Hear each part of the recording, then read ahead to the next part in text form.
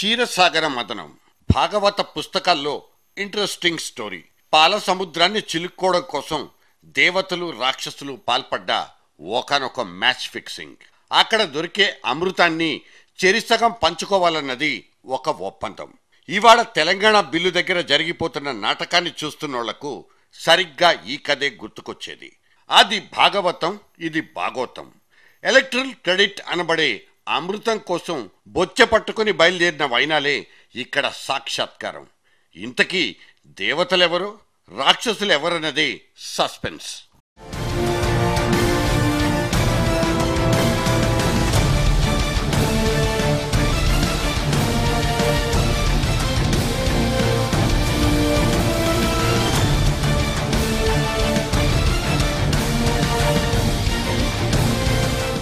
ఇచ్చిన పెద్దమ్మనే కాదు, ఇప్పించిన చిన్నమ్మను కూడా కాస్త గుర్తు పెట్టుకోండి అంటూ ఆవిడ అడుక్కున్న తీరు జనమే కాదు జంతువులు కూడా నవ్వుకునేలా చేసింది. ధర్నాలు, రాస్తారోకోలు, చావులు, కేకలు, ఉద్యమాలు, ఆగిపోయిన ఊపిర్లు కాదు. చిరకాల స్వప్నం సాకారమవ్వడానికి కేవలం ఓట్లు, సీట్లు మాత్రమే ప్రాతిపదికలు అనడానికి ఇంతకంటే ఇంకో రుజువెందుకు?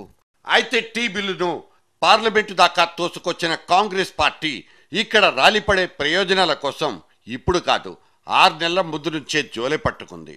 తెలంగాణ సాధన సభ పేరుతో ఇస్తున్నాం తెస్తున్నాం అంటూ నిజాం కాలేజ్ గ్రౌండ్స్ లో రీసౌండ్ ఇచ్చుకుంది తెలంగాణ కాంగ్రెస్ జట్టు. గులాబీ దండు తమతో కలిసినా కలవకపోయినా టీ బిల్లు నుంచి జాలువారే అమృతం మొత్తాన్ని జుర్రేసుకోవాలన్నది కాంగ్రెస్ మార్క్ స్ట్రాటజీ.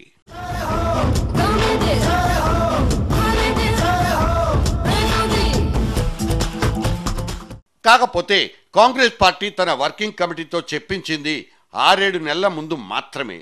భూమి పుట్టక ముందు నుంచే తెలంగాణకు జైకొట్టామంటూ ఇవాళ పోటీకి రావడం బీజేపీకి ఉన్న ప్లస్ పాయింట్.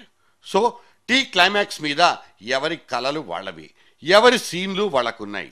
అయితే చివరాఖర్లో ఇక్కడ కనిపిస్తున్న ఈ గందరగోళ దృశ్యంతో 2 పార్టీల బ్రెయిన్లకు సింగిల్ స్ట్రోక్, చావు దెబ్బ. క్రెడిట్ అనేది ఏ ఒక్కరికి దక్కడం లేదన్న గత్తర బిత్తర ఇరు పక్షాల్ని ఇరుకున పడేసింది. వాట్ నెక్స్ట్ అంటూ దిక్కులు చూడడం ఒక్కటే అక్కడ మిగిలిపోయింది.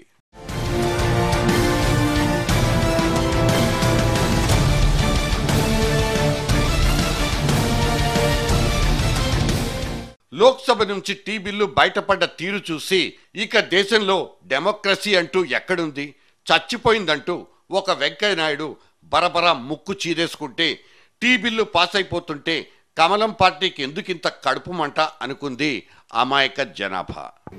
కాంగ్రెస్ పార్టీ ఇవాళ ఈ సభలో వ్యవహరించిన తీరు అవుతుందో ఇది నిజంగా సిగ్గుచేటైన విషయం. లోక్సభ ప్రసారాలను ఆపివేయడం అవుతుందో అది చీకటి రోజులను గుర్తు చేస్తూ ఉంది. నేను ఇందాకే చెప్పాను, మంచి పని చేయాలంటే మంచి మార్గంలో చేయాలి, మంచి మనసు ఉంటే. అది కాంగ్రెస్కు లేదు, కుచ్చిత బుద్ధి దాన్ని, స్వార్థ రాజకీయం దాన్ని.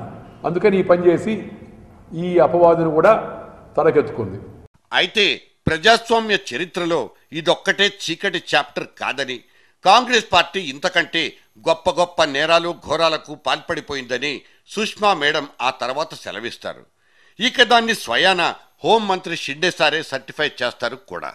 తెలంగాణ ఉద్యమం పుట్టినరోజు నుంచి ఇవాల్టి దాకా కాంగ్రెస్ పార్టీ దాన్ని అడ్డం పెట్టుకుని సాగించుకున్న ఘనకార్యాలు ఎన్నన్న లెక్క మన దగ్గర భద్రంగా ఉంది.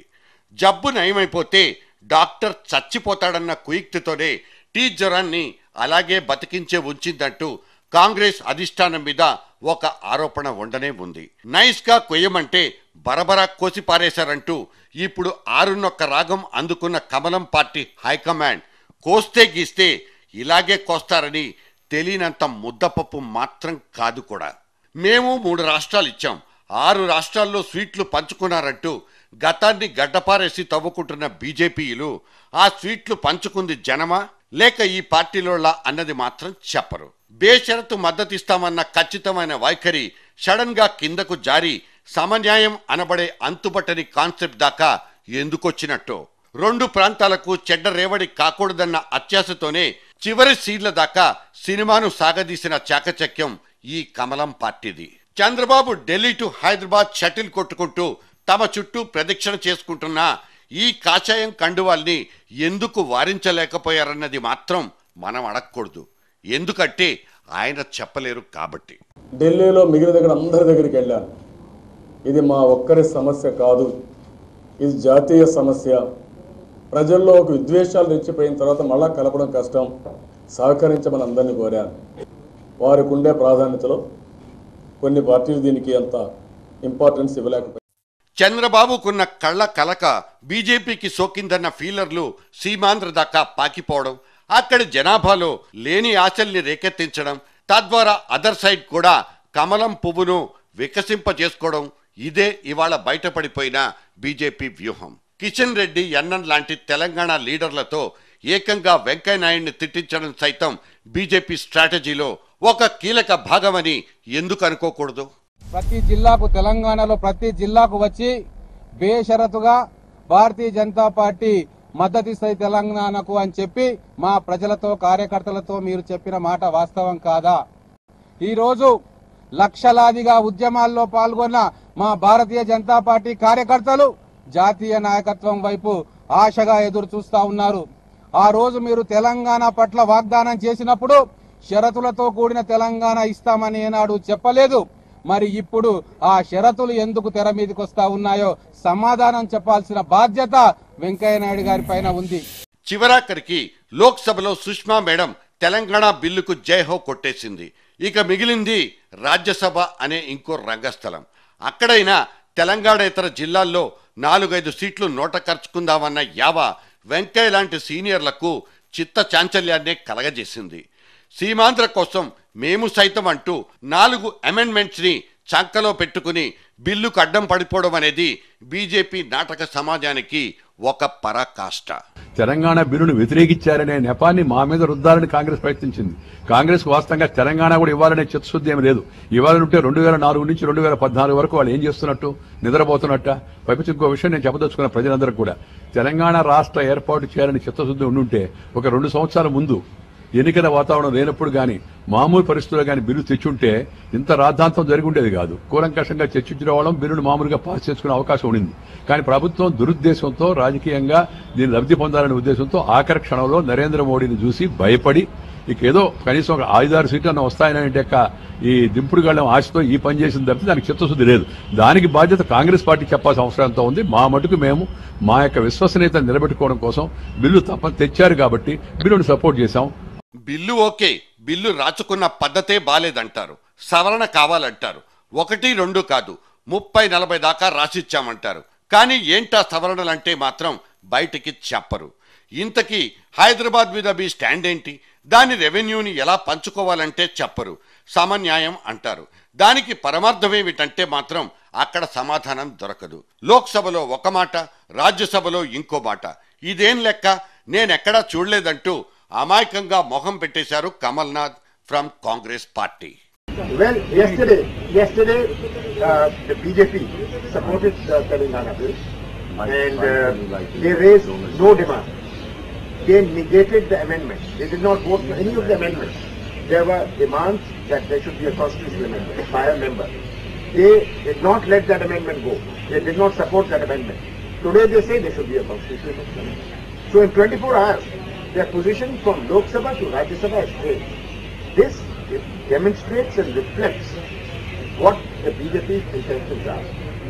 ఇవాటికివాళ జనం సెంటిమెంటే మా సెంటిమెంట్ అంటూ వీరావేశ పడిపోతున్న వాళ్ళు విత్ ఇన్ ది కాంగ్రెస్ పార్టీలో చాలా మందే ఉన్నారు. సభల లోపల ప్లకార్డులు పట్టుకుని కొంతమంది, బయటకొచ్చి ప్లేయింగ్ కార్డ్స్ ఆడేది ఇంకొంతమంది. కాంగ్రెస్ పార్టీ ఉప్పు మాత్రమే తిని బతికేసిన చిరంజీవి, కేవీపీ ఎట్సెట్రాలంతా టీ బిల్లు మీద ఓటింగ్ అంటూ జరిగితే ఏం చేస్తారన్నది ఒక బహిరంగ రహస్యం. ఫర్ దేర్ కైండ్ ఇన్ఫర్మేషన్, ఇప్పటికే పార్టీ హైకమాండ్ మెంబర్లందరికీ విప్ జారీ చేసి వీళ్ల మెడ మీద వేట కత్తిని వేళ్లాడదీసింది. యుద్ధ ప్రాతిపదిక మీద వారు ఏవైతే అనుకున్నారో అవి చేయటంతో నిజంగా డీప్ గా అందరూ హర్ట్ అయ్యారు. అండ్ ఈ రోజున జరిగినటువంటి విధానం చూస్తుంటే కనుక ఇది అన్డెమోక్రాటిక్ గా ఉంది, అప్రజాస్వామికంగా జరిగిందని ప్రతి ఒక్కళ్ళు చెప్తున్నారు. కాబట్టి ఈ రోజున మేమందరం ఈ రోజున ఈ యొక్క గతంలో ఎప్పుడు లేని విధంగా మంత్రులను కూడా ఈ రోజున ఢిల్లీలోకి వెళ్ళామంటే ఆలోచించండి ఎంత ఇదిగా మేము ప్రజల తరపున ఉన్నాము, ప్రజల తరపున మాట్లాడుతున్నామని. ఒకరికి మించి ఇంకొకరు, ఎవడి టాలెంట్ వాడిది. పాల సముద్రాన్ని చిలుక్కోవడంలో రెండు పార్టీలు శక్తి వంచన లేకుండా కష్టపడిపోతున్నాయన్నది మాత్రం క్లియర్. కాకపోతే ఇక్కడ అమృతమే దొరుకుతుందా, లేకపోతే కుంభాల కొద్దీ ఒట్టి విషమే బయటపడుతుందా? ఇంకో 3 నెలల దాకా తెలిసే ఛాన్సే లేదు. ఇవాల్టి దాకా 3 పాటలు 6 ఫైట్లున్న మంచి రసవత్తరమైన సినిమాను ఉచితంగానే చూసేసిన ఓటరు మహాశయుడు ఒకవేళ తనదైన రాజకీయ ప్రదర్శనకు దిగితే అక్కడ అక్షయ పాత్రలో అడుక్కునే వాళ్ళందరికీ ఖాళీ బొచ్చెలే దిక్కు.